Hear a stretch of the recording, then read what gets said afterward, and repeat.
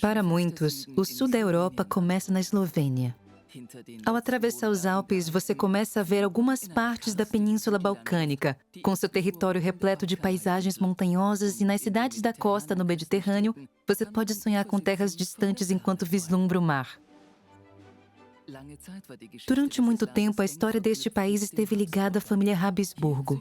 Durante os séculos, a cidade de Lipica foi a responsável por fornecer os cavalos brancos utilizados na Escola Espanhola de Cavalaria em Viena. A Áustria já lutou batalhas e recrutou soldados para suas guerras aqui. Para modernizar o trecho que ligava a capital imperial à costa do Mediterrâneo, eles construíram uma grande parte da ferrovia que vai para o sul. E também foi aqui onde eles criaram o mais moderno e encantador dos hotéis de sua época na região norte do Mar Adriático. Eles tinham um enorme interesse em alcançar o mar, e esse interesse se perpetuou por séculos.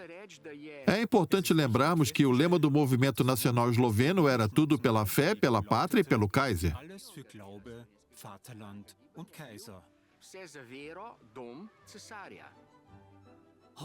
Hoje, a Áustria e a Eslovênia são estados democráticos, parceiros, e buscam, por meio da iniciativa Diálogo da Vizinhança Austro-Eslovena, iniciada em 2020, dentre outras coisas, explorar sua ancestralidade comum por meio de eventos e outras atividades e apresentá-la às novas gerações. O Sul e o sonho dos Habsburgo.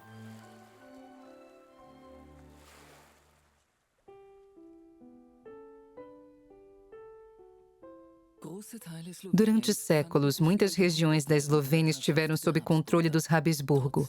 Apesar disso, este estado, fundado em 1988, guarda poucas recordações do período em que esteve sob domínio austríaco. Os artefatos da era imperial, em sua maioria, se encontram em museus, como este busto do Kaiser Franz Josef no Museu Municipal de Ljubljana, que era originalmente um monumento que ficava na capital eslovena. A nostalgia da era imperial existe apenas em alguns lugares na Eslovênia, como nos antigos centros de poder espalhados pelo país. Esse é o caso do Palácio de Stauffenberg.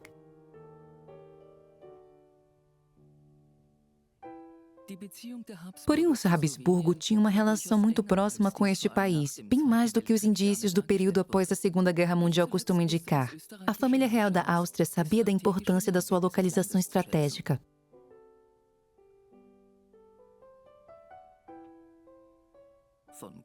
O país possui um acesso facilitado à Itália e ao Mar Adriático. Essas rotas são tão importantes para a Eslovênia hoje quanto foram na antiguidade.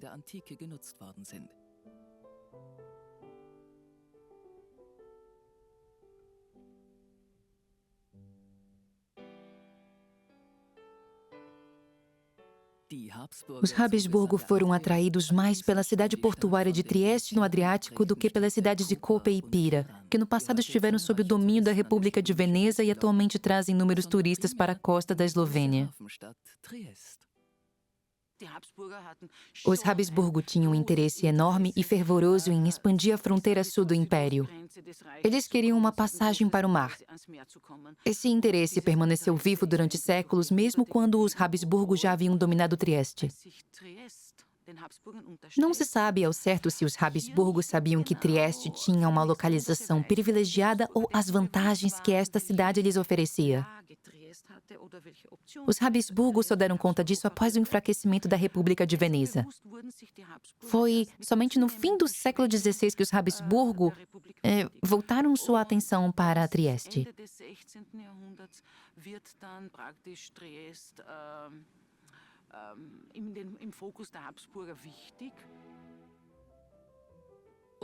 Apesar das tropas de Josip Tito terem liberado Trieste no fim da Segunda Guerra Mundial e um censo demográfico de 1910 ter mostrado que havia mais eslovenos vivendo em Trieste do que na capital da Eslovênia, foi a Itália quem ficou com a posse da cidade. Trieste seria a parada final da ferrovia que ligaria a capital imperial Viena à costa do Adriático. A construção dessa linha teve início na década de 1840, ligando inicialmente as cidades de Ceilê e Ljubljana, na Eslovênia. Ela foi finalizada apenas em 1857, quando o trecho que ligava Ljubljana a Trieste foi concluído.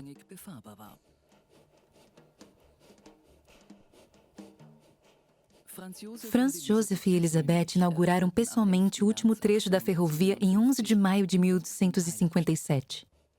Nessa viagem, o trem fez uma parada em Postojna, onde ficava uma das maiores maravilhas naturais do país, as cavernas de Postojna.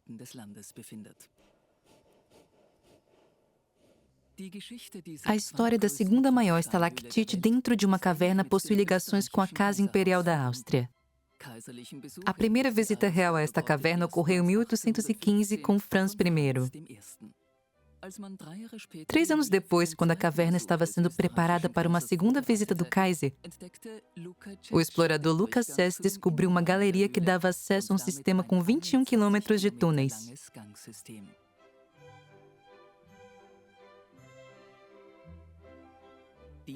Foi então que esta caverna se tornou uma atração turística. O Kaiser Ferdinand II foi a primeira pessoa a assinar o livro de visitante ilustre em 1819. O Kaiser Franz Joseph ficou tão encantado com a caverna que a visitou uma segunda vez em 1883, no aniversário de 600 anos da anexação da região de Carniola aos domínios dos Habsburgo. Naquela época já existia uma ferrovia dentro da caverna. Ela também foi a primeira caverna do mundo a ter energia elétrica. Com a realização de bailes dentro da caverna de maneira recorrente e a abertura da primeira agência de correio subterrânea, que funcionava todos os dias em 1911, Postojna foi capaz de criar muitos outros atrativos que contribuíram para seu sucesso no turismo.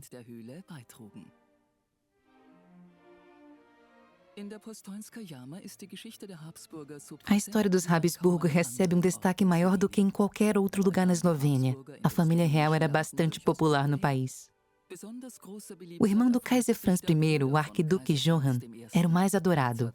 Foi ele quem realizou importantes projetos de modernização na agricultura e na infraestrutura, como na Alemanha ao norte, quanto na Eslovênia ao sul, especialmente na Estíria.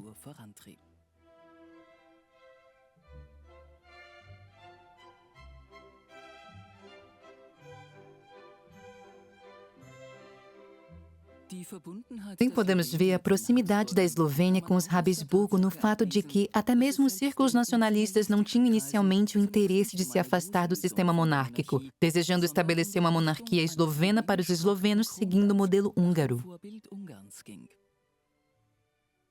É importante lembrarmos que o lema do movimento nacional esloveno, e em especial a ala mais conservadora, era tudo pela fé, pela pátria e pelo Kaiser.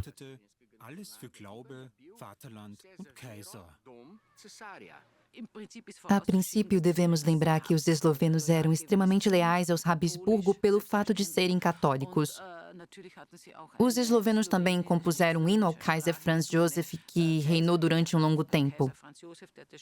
E, além disso, eles também celebravam datas importantes para o governo austríaco todos os anos. A Ponte do Dragão foi construída entre 1900 e 1901 em homenagem ao 40º aniversário do reinado do Kaiser.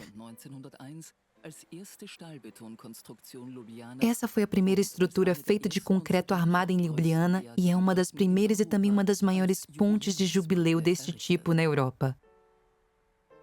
Os eslovenos tinham grandes expectativas em relação às aspirações reformistas de Franz Ferdinand, o herdeiro do trono austríaco. Naturalmente, Franz Ferdinand incluiu as elites políticas de todas as nações que compunham o Império Austro-Húngaro nas reformas que ele havia concebido. Para elaborar seus planos, ele dialogava com a Eslovênia e tinha ao seu lado figuras importantes tanto dos movimentos políticos quanto culturais da Eslovênia. Mesmo após o assassinato de Franz Ferdinand, os líderes políticos do grupo iugoslavo no parlamento tentaram conseguir a independência dos territórios sob o controle dos Habsburgo da Eslovênia. Mas, eventualmente, isso teve um fim. O Manifesto Imperial feito por Karl I veio muito tarde. O povo havia se mantido leal e esperado por tempo demais. Há relatos de que um dos presentes durante a leitura dessa carta disse: "Agora é tarde, Sua Majestade." Isso ocorreu poucos meses antes da abolição em definitivo da monarquia com o fim da Primeira Guerra Mundial. A Eslovênia não adorava apenas o Kaiser Franz Josef. Ela também era afeiçoada por seu irmão, o arquiduque Ferdinand Maximilian, que veio a se tornar Maximilian do México. O destino de muitos eslovenos que acompanharam o arquiduque em sua fatídica aventura do outro lado do Atlântico foi quase esquecida pela história.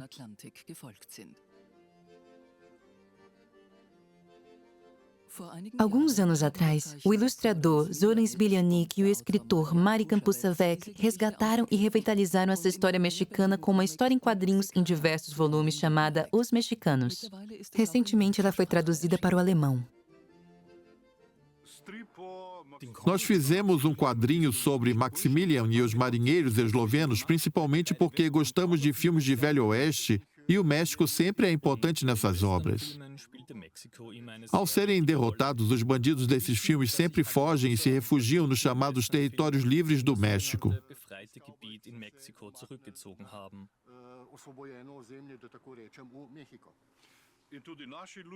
No quadrinho, homens que não têm dinheiro algum, que cometeram algum crime ou que possuem um casamento infeliz, decidem partir em cima de uma grande aventura liderados pelo Kaiser Maximilian do México.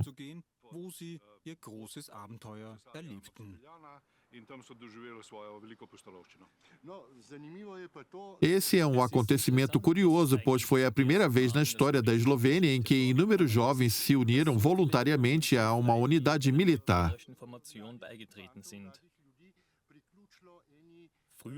Já tivemos jovens servindo sob comando de Napoleão e nas guerras contra os turcos, mas isso não era feito da maneira voluntária, eles eram obrigados a combater. O fato de não termos nenhum monumento em Ljubljana para homenagear essa expedição é algo triste. Nós temos apenas um prédio chamado México, é um prédio residencial que fica no centro da cidade. E o nosso quadrinho, que fará muito sucesso pelos próximos 100 anos. Os voluntários da Segunda Intervenção Francesa no México foram treinados em um quartel que ficava às margens do rio Ljubljanica, rio esse que deu nome à capital da Eslovênia. Após um longo período abandonado e de ter sido dividido em dois pela construção desta rua, o prédio está sendo renovado e se tornou uma central de arte contemporânea na Eslovênia.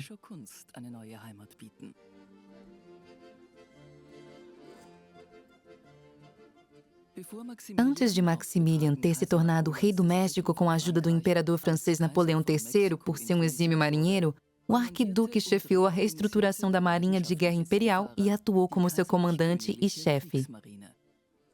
Após a derrota da Áustria na Batalha de Solferino, ele e a esposa foram morar no Castelo do Miramare, construído a mando dele na costa do Adriático, próximo a Trieste e que hoje fica na Itália.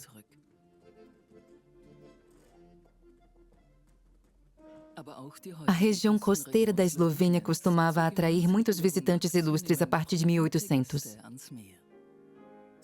O distrito de Piran, onde antes ficava o singelo porto de Portoroz, foi transformado em um resort de luxo à beira-mar no final do século XIX. Em 1908, o arquiteto vienense Johann Eustáquio foi contratado para projetar o Hotel Palace, que foi oficialmente inaugurado em 1910 como um dos maiores e mais majestosos hotéis em todo o Adriático, na presença de Franz Ferdinand, o herdeiro do trono. Relatos dizem que Franz Ferdinand havia visitado este hotel à beira-mar acompanhado de sua família pouco tempo antes de ser assassinado em 1914. Após 1945, inúmeras estrelas do cinema visitaram este maravilhoso hotel, incluindo Sophia Loren, Lex Barker, Adriano Celentano e Marcello Mastroianni. O charme dos monarcas do Danúbio ainda pode ser visto aqui, em Portoroz. Já a ligação próxima e duradoura entre as cidades portuárias de Koper e Piran, como a cidade de Veneza, está em todos os cantos.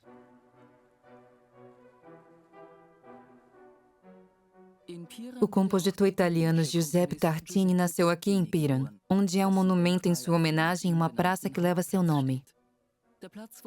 A praça foi reprojetada pelo arquiteto Boris Potrega em 1992 para comemorar os 300 anos do nascimento do compositor. Esta elipse feita de pedras brancas está aqui para marcar o local por onde o bonde elétrico passava até 1953.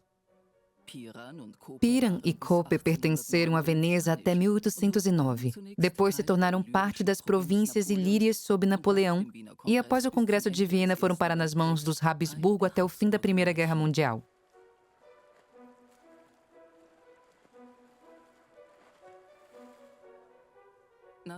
Após a guerra, a região passou a fazer parte da Itália e o uso do idioma esloveno em locais públicos foi banido.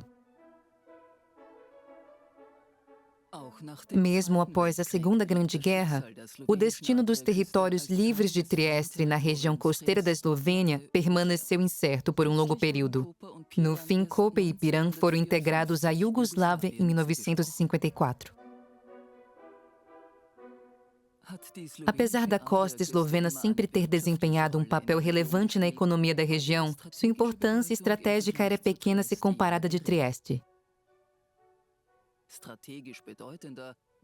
A travessia dos Alpes eslovenos, por outro lado, era de extrema importância. Essa região ficou muito famosa durante a Primeira Guerra Mundial. Ainda hoje, estruturas como o Forte Cluse permanecem de pé como testemunha dos horrores da frente de Isonzo, chamada assim devido ao nome que os italianos deram ao rio Soca. A missão das tropas italianas era cruzar as Dolomitas para chegar a Trieste e à bacia de Ljubljana.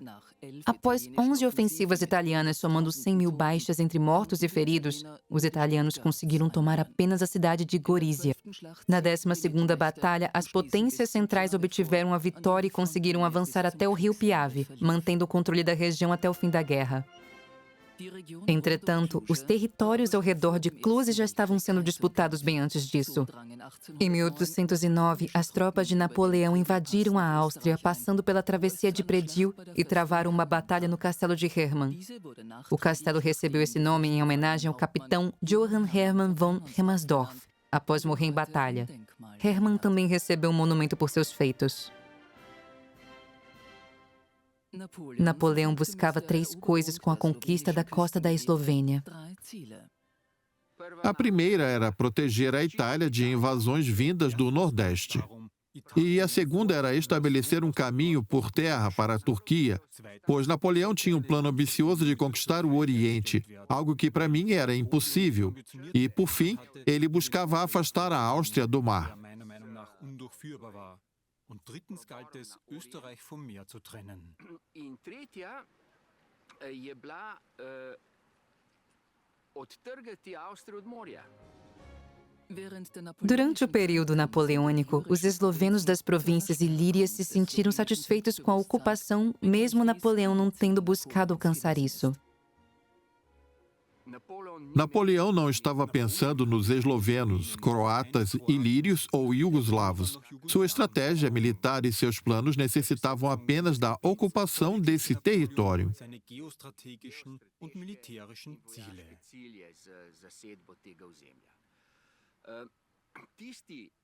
A pessoa responsável pela melhoria das condições de vida era o seu governador-geral das províncias ilírias, o Marechal Marmont, que incluiu a língua eslovena na educação primária e secundária.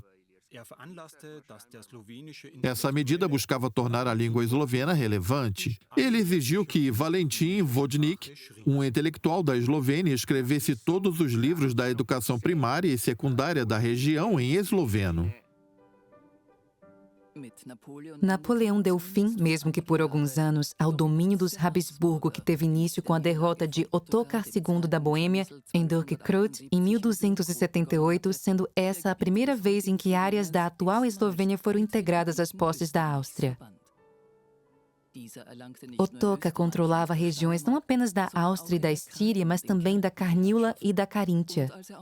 Com a conquista de Friul, ele estendeu seu poder dos Sudetos até o Mar Adriático, mesmo que por um curto período de tempo.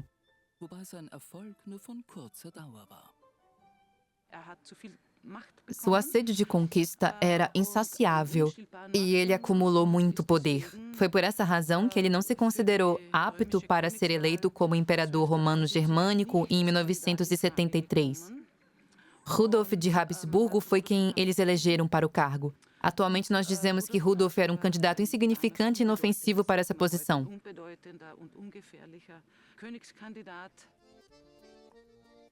Na época, o Ducado da Áustria estava longe do tamanho que a nação tem hoje, enquanto o território da Eslovênia era dividido em inúmeros países.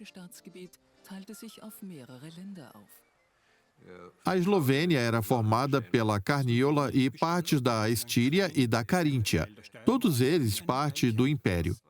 A região oeste da Eslovênia pertencia à República de Veneza desde o fim da Idade Média. Já a parte leste da Eslovênia, hoje conhecida como Prekmurj, pertencia ao Reino da Hungria. Rudolf IV de Habsburgo foi imortalizado na história da Eslovênia por fundar uma cidade. Em 1365, no mesmo ano em que ele havia fundado a Universidade de Viena, ele construiu a cidade que se tornaria Novo Mesto, que em alemão é conhecida como Neustadt ou Rudolfswerk. Com isso, o Duque da Áustria queria um entreposto comercial importante que conectava a Hungria ao Mar Adriático.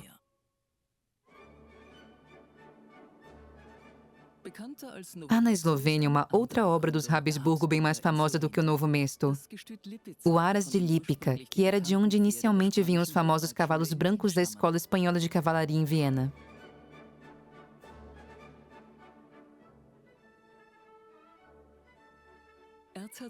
Este Aras foi fundado pelo arquiduque Karl em 1580, porém nessa época os cavalos tinham muitas outras cores além do branco.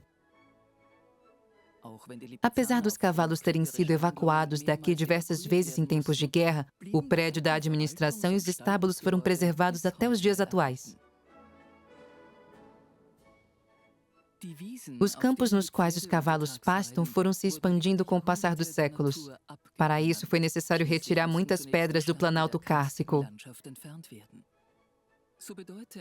Mesmo os cavalos de Lipica tendo sido tão importantes para os Habsburgo quanto foram, não foram os Habsburgo que moldaram a Eslovênia, mas sim outras incontáveis famílias nobres que administraram e cultivaram essa terra durante séculos. Uma delas foi a família Auersperg. A família Auersperg estava toda concentrada na Carniola e se limitou a ocupar esse território desde a Alta Idade Média. Eles foram figuras importantes, pois ocupavam uma região fronteiriça bastante exposta e vulnerável. A Carniola ficava a sudeste do Império Austríaco e desempenhou um papel fundamental na defesa contra as ofensivas otomanas.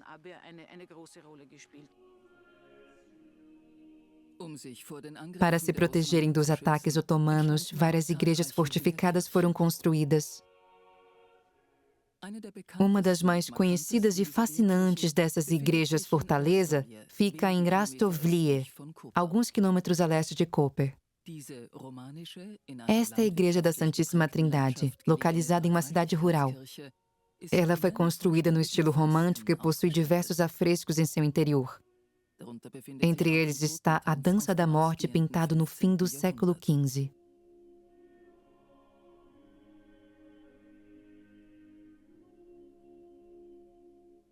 A Basílica de Maria do Manto Protetor, em Pucka, Gora, próxima a Pitui, é uma igreja que possui uma localização privilegiada e foi convertida em uma fortaleza na época da invasão otomana.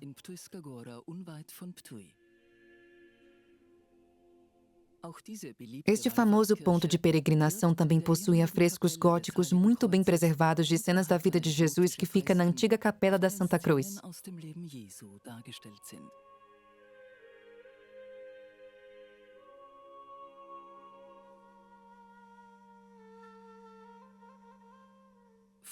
O castelo de Pitui, que pode ser visto da igreja de Pituiska agora, é um local onde você encontrará não apenas armaduras medievais e a linda decoração utilizada pela família Rimbesten, mas também um salão de banquetes repletos de pinturas de guerreiros otomanos e retratações da cultura oriental do século XVII.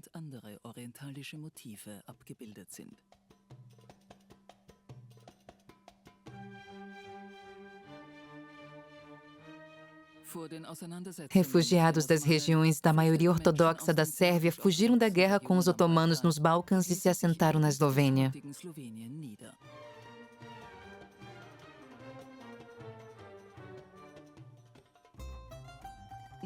Os muçulmanos passaram a habitar a atual Eslovênia somente no século XX com a formação da Iugoslávia.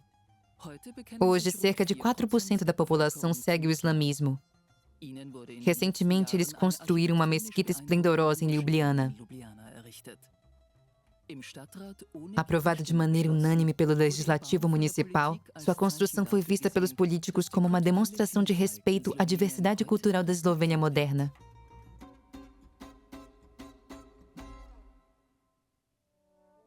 Além dos Auersberg e seus parentes, os Ostenburg também foram muito importantes para o desenvolvimento dos territórios eslovenos. Eles tiveram uma participação importante na ocupação da região florestal de Krst, no sul do país.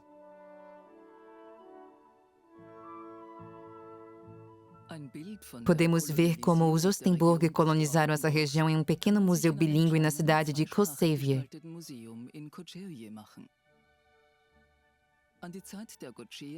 São poucas as construções feitas pelos Koščeje, os colonos originais desta região, que ainda estão de pé hoje. Uma delas é a Igreja de Corpus Christi nos arredores da cidade, renovada alguns anos atrás por descendentes desses pioneiros. Em meio a essas graciosas colinas, você encontrará algumas propriedades rurais pertencentes aos últimos descendentes dos Gautier, que podem ser localizados em placas em diversos idiomas.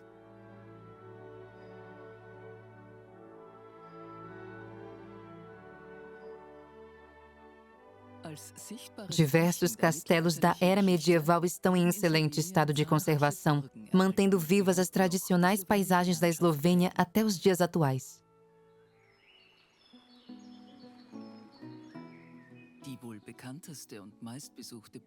O Castelo da Caverna de Predema é provavelmente o castelo mais famoso e visitado da Eslovênia devido à sua localização única. Ele pertenceu a Erasmus von Lueg no final do século XV, um vassalo dos Habsburgo que ficou conhecido como Robin Hood esloveno. Mesmo depois de resistir às tentativas de tomada do castelo à força, Lueg supostamente foi vítima de uma traição. Um criado utilizou uma vela para sinalizar que o comandante do castelo estava no banheiro. Após isso, tiros de canhão foram disparados contra o banheiro, matando Erasmus.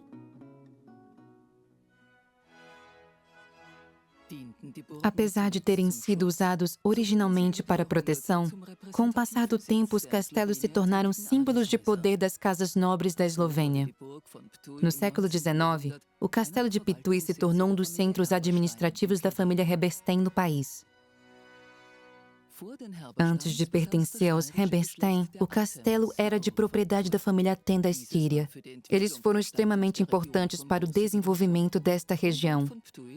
No século XVIII, os Astem construíram o castelo de Stuttenberg, próximo a Pituj. Atualmente, o castelo serve como museu. Seu salão de banquetes e seus quartos decorados ao estilo barroco nos levam de volta para a época da família Aten. Assim como aconteceu à família imperial da Áustria, grande parte dos vestígios deixados pelas famílias nobres eslovenas desapareceram. Essas famílias foram rotuladas como germânicas, mesmo algumas delas tendo vivido na Eslovênia há séculos.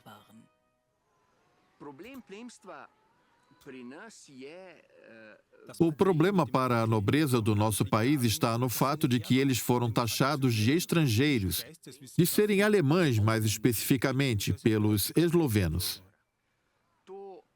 Isso não é totalmente falso, mas não chega a ser totalmente verídico, pois parte da nobreza era composta de altos oficiais do governo, mercadores ricos e intelectuais que recebiam títulos de nobreza do Kaiser, de acordo com antigas leis austríacas.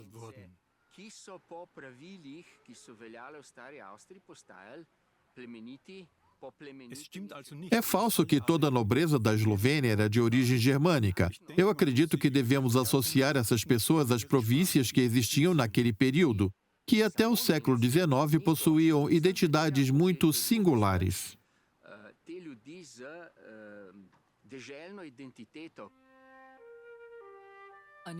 A família Celi ocupava um lugar de destaque entre as casas nobres da Eslovênia. Celje, uma cidade importante que fica no interior do país, foi nomeada em homenagem a eles. Além disso, as 3 estrelas na bandeira da Eslovênia são as mesmas 3 que estão no estandarte dessa família. No início, os Celi foram grandes aliados dos Habsburgo. No entanto, com o passar do tempo, eles se tornaram rivais, tendo ao seu lado poderosos aliados como Sigismundo de Luxemburgo e o rei da Hungria, que estavam ajudando os Celi na sua busca de se tornarem um reino independente.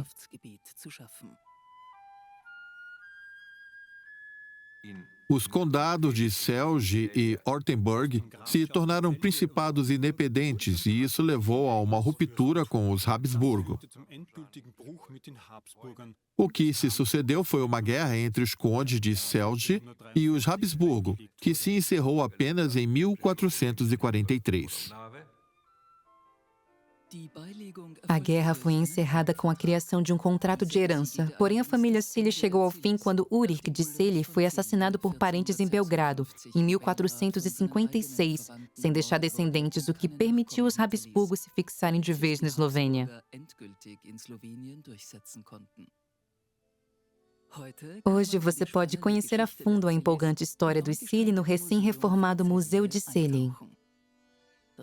O museu também conta a história da cidade, que é ainda mais antiga, por meio de uma estrada e casas do período romano, encontrada durante uma escavação em seu subsolo.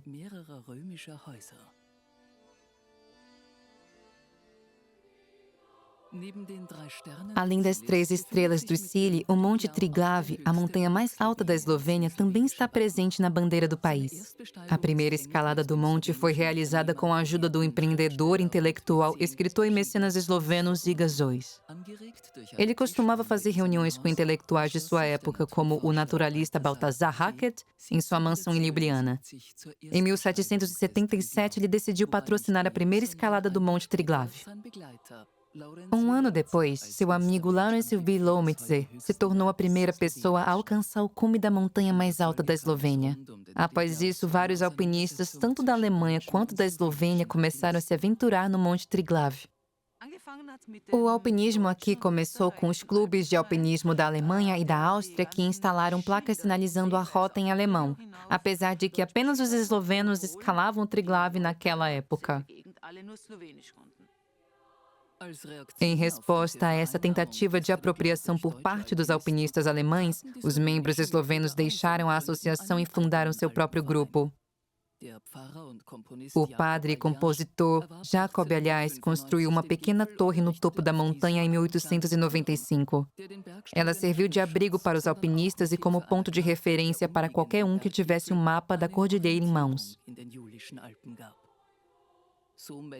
Essa torre servia como símbolo da posse eslovena do Triglav. Além disso, ele também compôs a canção Ó Triglav, meu lar, como monumento musical para a montanha mais alta do país. Ela é uma montanha sem fronteiras. Por estar no centro dos Alpes Julianos, para mim é como se ela fosse a responsável por cuidar de outras montanhas. A importância do Triglav também está presente na arte contemporânea, que frequentemente reflete sobre a função da montanha como uma formadora de identidade. A mais importante dessas obras foi a do coletivo performista OHO, que homenageou esse símbolo nacional da Eslovênia em Ljubljana em 1968. Essa performance foi recriada em 2004 pelo coletivo artístico IRWN e também em 2007 no próprio Triglav por 3 jovens artistas que mudaram seus nomes para Janez Janša, o nome de um político esloveno. E ainda mais importante para o Estado esloveno que a figura do Triglav é a língua eslovena, bem como o distanciamento da língua alemã. Idioma esse que muitos eslovenos consideram ser um elemento do imperialismo cultural. O coletivo artístico NSK já abordou esse tema em suas obras. Com a ajuda da monarquia austro-húngara, a cultura eslovena foi dominada pelo idioma alemão durante mais de um milênio. Esse foi o ponto de partida para as obras de arte do coletivo NSK. Porém, a NSK não utiliza em seus trabalhos críticas diretas ou ironia. Pelo contrário, ele fala sobre a superidentificação, um conceito elaborado pelo filósofo esloveno Slavoj Žižek. A superidentificação ocorre quando o artista se identifica com algo que ele normalmente estaria criticando.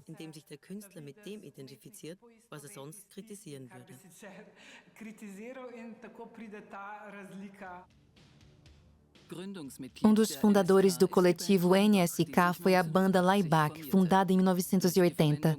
Ao usarem a simbologia totalitária, eles lançaram um olhar crítico não apenas sobre o regime comunista daquela época, mas também sobre o fenômeno da cultura de massas. A banda usou deliberadamente a língua alemã, o que irritou muita gente na década de 90, incluindo antigos guerrilheiros iugoslavos.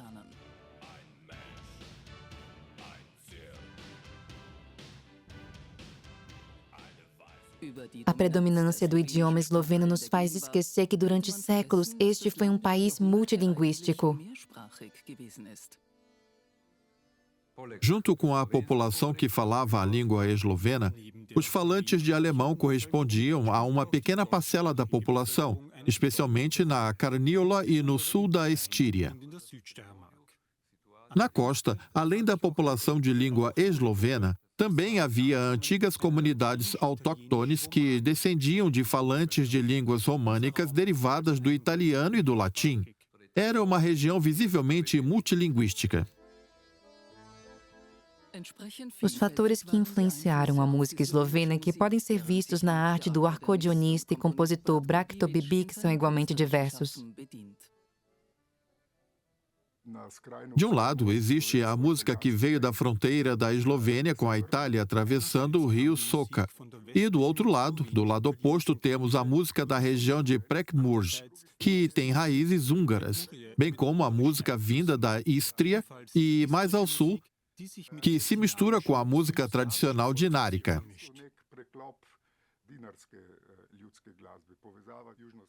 Do ponto de vista da música tradicional, podemos dizer que a Eslovênia, de certa forma, é uma fronteira ou uma sociedade de fronteira.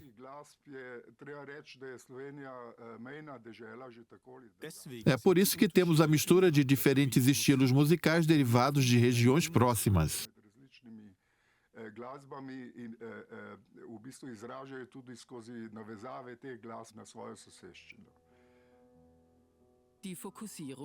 Medidas para a valorização da identidade eslovena e para o uso consciente da língua eslovena surgiram pela primeira vez no século XIX em consonância com os movimentos nacionalistas que estavam se espalhando pela Europa. Mas naquela época, a Eslovênia ainda tinha traços estreitos com a Áustria, que estavam bem evidentes na relação econômica entre os dois países. Muitas empresas eslovenas foram fundadas por investidores austríacos ou com a ajuda deles. Muitos resorts famosos da Eslovênia devem sua existência e a prosperidade que tiveram à história conjunta dessas duas nações. O grande hotel de Rogaška Slatina ainda exala o charme da era imperial. O magnífico salão para bailes do hotel possuía um mural com um afresco do imperador. No salão de concertos, tão exuberante quanto o que acabamos de ver, há bustos de inúmeros compositores famosos, incluindo Franz Liszt. Liszt tocava concertos no piano para os hóspedes à noite. Ainda hoje são realizados concertos no salão e no estacionamento do hotel. A influência da monarquia ainda pode ser vista em várias cidades pelo país, especialmente na capital Ljubljana. Mas isso se deve à visão do arquiteto Josef Plečnik, que foi responsável pela renovação arquitetônica da cidade, depois que ela foi atingida por um forte terremoto em 1895. A casa de Plečnik é hoje um museu que merece ser visitado. O historiador da arte eslovena e premiado autor Robert Simonizek fez um estudo profundo sobre sua vida e obra quando esteve trabalhando em sua monografia sobre a secessão eslovena no ponto de vista da história da arte.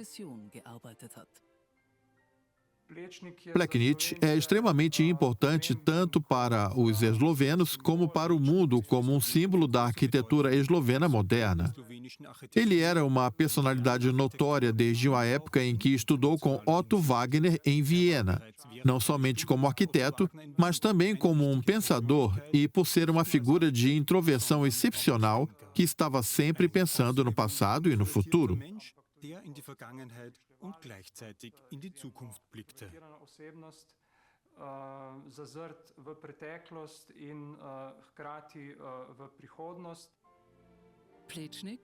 Plečnik nasceu e cresceu no período monárquico. Ele foi um intelectual brilhante, porém atípico, da primeira metade do século XX.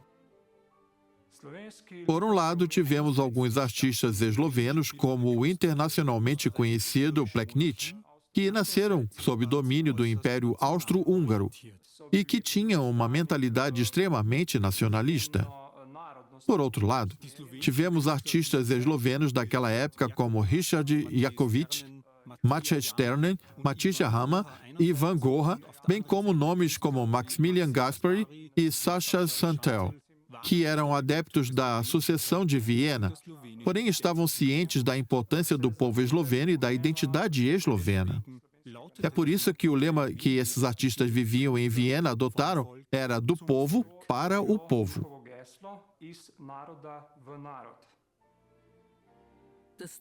O centro artístico e cultural mais proeminente do início do século XX era a rústica Ljubljana, que naquela época não tinha universidade ou museus. Foi aqui onde os artistas se reuniram e realizaram a fusão de diferentes ideias e estilos de arte, desde o impressionismo até o simbolismo e a secessão. Józef Plečnik é um grande exemplo da emancipação da Eslovênia do Império Austríaco. Ele adotou tendências culturais da capital imperial e levou-as além, criando um estilo próprio e único.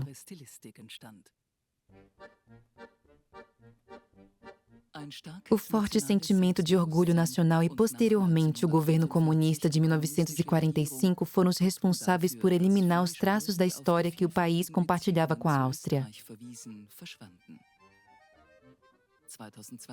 E em 2020, com o ano da Iniciativa do Diálogo da Vizinhança, os dois países, hoje soberanos e membros da União Europeia, estão criando constantemente obras que documentam a longa história que eles compartilham e que fazem reflexões sobre o assunto. Na Casa de Cultura de Viena, a amostra Quando Gestos se Tornam Eventos apresenta 16 obras de jovens artistas eslovenos e austríacos.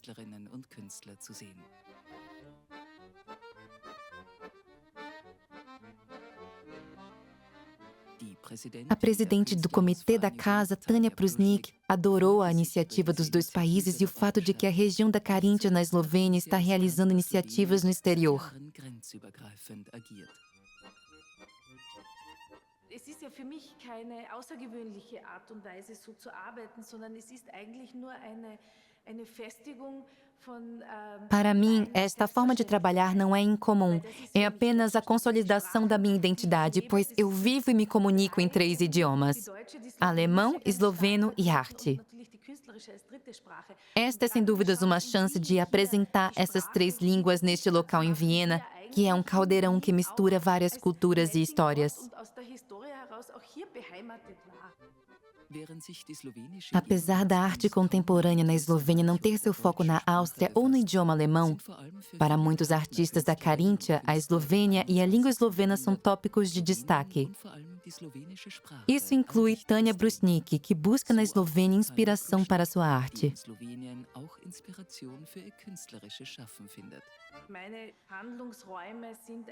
Meu trabalho abrange toda a Eslovênia. Eu me sinto em casa quando estou na costa da Eslovênia e faço muitos trabalhos por lá. Eu também acabei de realizar um trabalho envolvendo o aniversário do plebiscito da Carintia, que foi exibido em Piran. Eu também já tenho outro grande projeto para os próximos 2 anos, que irá além da Eslovênia e atravessará o mar até chegar à Croácia. Slowenische Grenze über das Meer zur kroatischen Grenze führen wird.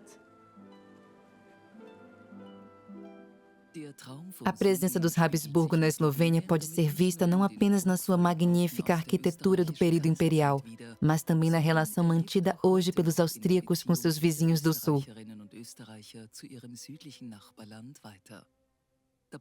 Lugares como este, com sua cultura rica e diversa, mesmo longe da costa, estão ficando cada vez mais famosos e prestigiados.